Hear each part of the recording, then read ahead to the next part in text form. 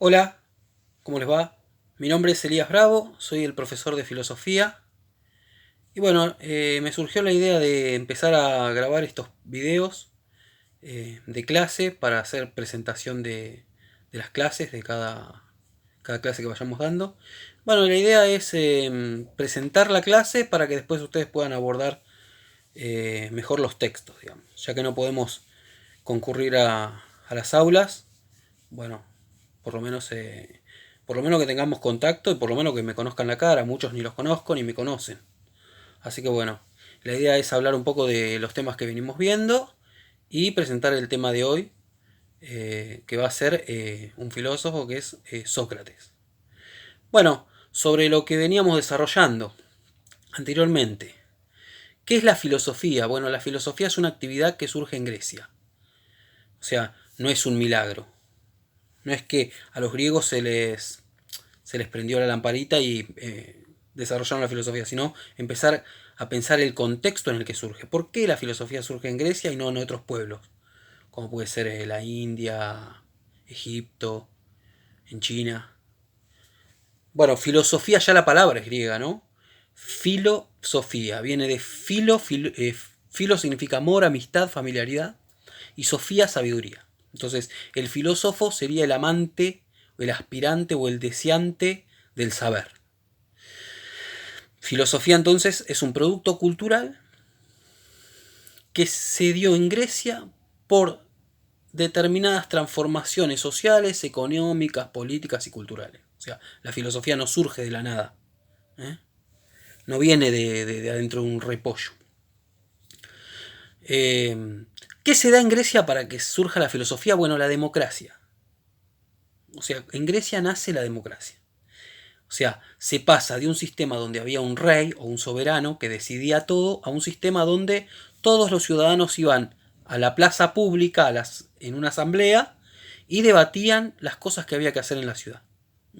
Tengan en cuenta que muchas de las palabras que utilizamos en la vida cotidiana normalmente son griegas. Por ejemplo, política. Política viene de polis. Polis eran las ciudades griegas. Las ciudades-estado organizadas, que se daban sus reglas, sus leyes. Eso era una polis. De ahí viene la palabra político, entonces. Político es el que se ocupa de los asuntos de la polis, o sea, de la ciudad, de la comunidad. La palabra democracia. Democracia significa gobierno del pueblo. Bueno, así muchas palabras que utilizamos corrientemente eh, provienen de la Grecia antigua. Bueno, los primeros filósofos fueron los que se preguntaron por el origen de todas las cosas, o sea, por el arjé, el arjé o arché, se escribe así, no sé si se ve bien. Bueno, de acá, por ejemplo, de arjé o arché, viene la palabra arqueología, anarquía, o sea, arjé significa fundamento, principio. ¿Qué sería, por ejemplo, anarquía? Sería sin fundamento. An es sin, arquía, fundamento. Arqueología sería buscar el origen, ¿no? ¿Qué hace un arqueólogo? Busca el origen de las cosas en las construcciones antiguas. Va excavando capas para encontrar el origen. Bueno, entonces, los primeros filósofos fueron los que se preocuparon por el principio de todas las cosas. Se preguntaron cuál es el primer principio de todo. Bueno, y ahí hay diversos filósofos que respondieron a esa pregunta con determinados elementos de la naturaleza. Por ejemplo, Tales de Mileto, quien se dice que fue el primer filósofo, dijo que el principio de todas las cosas era el agua. Anaximandro el apeiron, que significa lo indeterminado, sería una sustancia sin determinación ni forma. Eh, Anaxímenes dijo el aire, Pitágoras los números o el número, Heráclito el fuego, Demócrito el átomo y así. O sea, hay que entender por qué surge la filosofía en Grecia y qué tiene que ver la democracia. Bueno, en democracia, era una democracia, los griegos tenían una democracia directa, ¿eh? No es que iban a votar como hacemos hoy, que nuestra democracia es representativa. Elegimos a un presidente que decida por nosotros, o diputados que le decidan por nosotros, sino que los griegos iban todos a la plaza pública a decidir y a votar entre todos. Entonces, en ese ámbito, en ese clima, en ese contexto, donde para establecer, por ejemplo, una ley, había que discutirla y había que convencer al resto de los asambleístas, eh, donde había que fundamentar la posición, en ese contexto donde había que dar fundamento, que dar razón, surge la filosofía. O sea, los primeros filósofos se preguntaron cuál es el primer principio o fundamento de todas las cosas, corriéndose del mito. O sea, ya no aludían a la explicación que daban los mitos. Los mitos, recordemos que eran historias de seres sobrenaturales que explicaban el origen y el funcionamiento de la realidad y el orden de todas las cosas. Bueno, acá ya no se recurría al mito, sino que se trataba de responder con cosas, con elementos de la naturaleza que nada tenían que ver ya con el mito. Entonces ahí va un poco la relación de la democracia con la filosofía. Bueno, a los primeros filósofos se los denominó naturalistas. ¿Por qué? Porque proponían esto, un elemento de la naturaleza como principio de todas las cosas. Esto fue siglo VI a.C., ¿no? Los primeros filósofos. En el siglo V, la preocupación de la filosofía pasa a ser la vida de los seres humanos, digamos. O sea, hay un giro ético y antropológico. Antropológico significa ser humano. Un ser humano. Hombre o ser humano. Entonces, ¿por qué hay un giro en la filosofía en el siglo V? Y por la preocupación ya va a ser la vida, la convivencia de los seres humanos y no ya cuál es el primer principio de todas las cosas del universo. O sea, se pasa de esa preocupación por el principio de todo a la vida humana, la vida en comunidad. Bueno, en el siglo V, en Atenas, surgen los sofistas. Los sofistas, ¿quiénes eran? Eran educadores. Eran extranjeros que habían viajado a Atenas, gente culta, en sus ciudades. Atenas era la capital, ¿no? La ciudad más poderosa, cultural y económicamente. Entonces, estos forasteros extranjeros viajaban a Atenas para trabajar. ¿Y qué hacían? Se dedicaban a enseñarle a los hijos de las familias ricas el arte de la retórica y la oratoria. O sea, les enseñaban a armar buenos discursos para el día que tuvieran que ser adultos y fuesen a las asambleas a debatir. O sea, los sofistas enseñaban a armar buenos discursos, con buenos argumentar, digamos. Argumentar para defender una posición. Entonces estos jóvenes después iban a las asambleas, estos jóvenes que iban a ser los futuros políticos, iban a las asambleas a debatir y podían armar buenos discursos para convencer al resto de los que participaban en las asambleas de que su proyecto, de que su propuesta era la mejor para realizar en la ciudad. Bueno, en ese marco también hay otro personaje que es Sócrates, el filósofo que nos convoca hoy. Sócrates en verdad no sabemos si existió o no existió, porque Sócrates no escribió nada.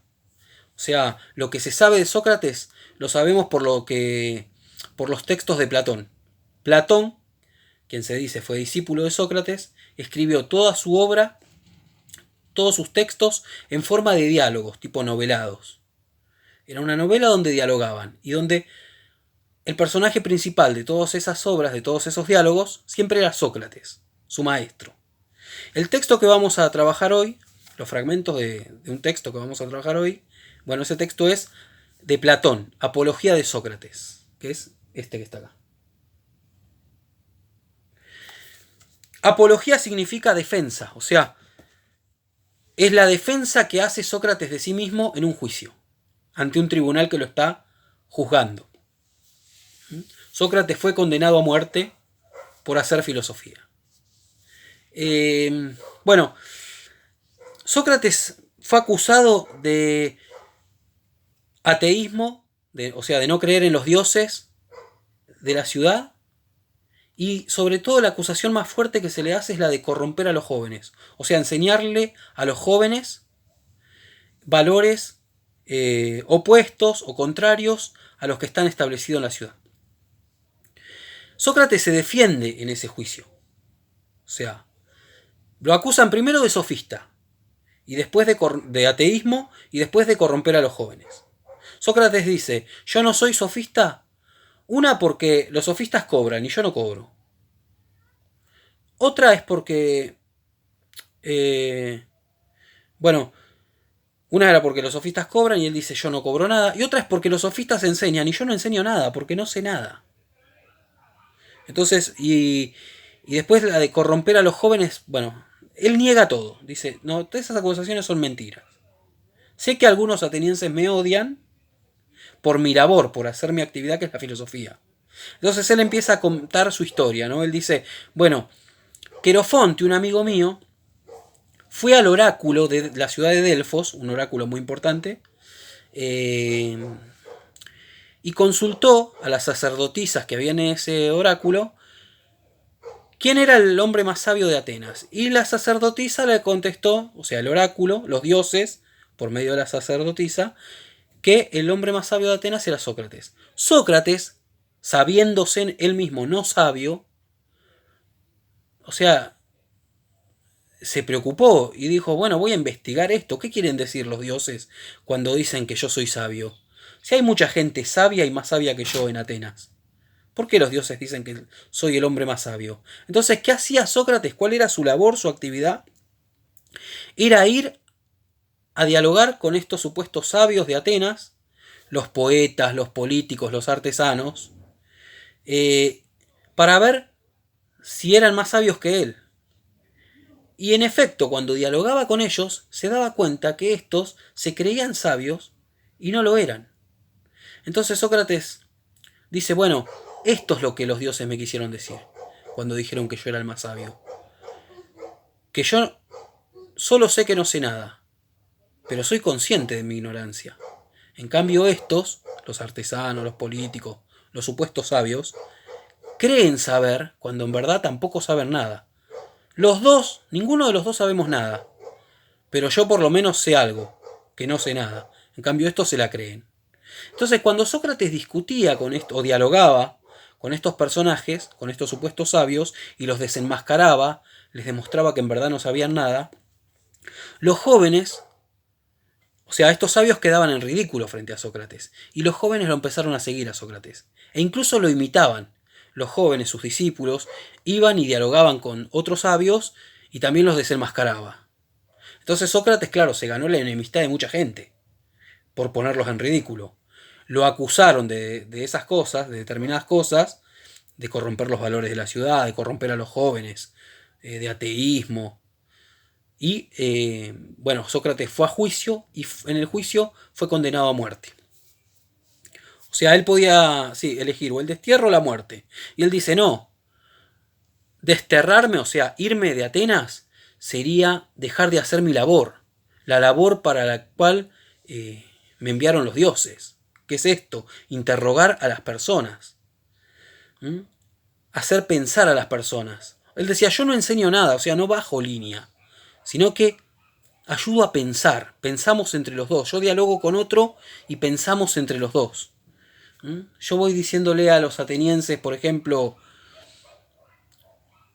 ¿por qué te preocupas tanto por la fortuna, la fama, si no atendés antes?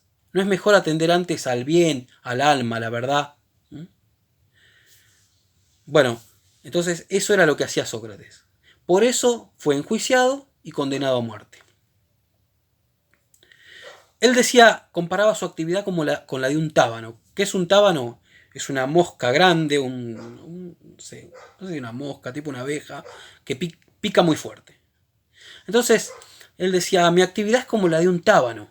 Yo voy pinchando a la gente, despertándolos, ayudándoles a pensar. Por eso se ganó enemistades y fue condenado a muerte. Bueno, para terminar, este es un pequeño video. Cualquier cosa, cualquier consulta que ustedes tengan, me pueden mandar un mensaje por WhatsApp o al Classroom o por mail. Para terminar, pensar, ¿no?, de esto de la filosofía. ¿Qué es la filosofía y para qué sirve? Bueno, la filosofía en definitiva puede servir para... Es una herramienta, una actividad que nos puede servir para realizar una lectura crítica del mundo, como reacción ante los hábitos del momento, las modas, contra los discursos dominantes, las mentiras sociales, nos permite encontrar un sentido a nuestra existencia, al margen de las obsesiones modernas, como el dinero, la apariencia, la moralidad, la inmoralidad, perdón, y la superficialidad. Digamos, la filosofía nos brinda de algún modo una sabiduría práctica, para pensar mejor, para ser más críticos, para estar mejor preparados, para comprender el mundo y actuar sobre él. Bueno, les dejo algunos fragmentos del texto Apología de Sócrates, de Platón, con un cuestionario. Bueno, y nos vemos la próxima.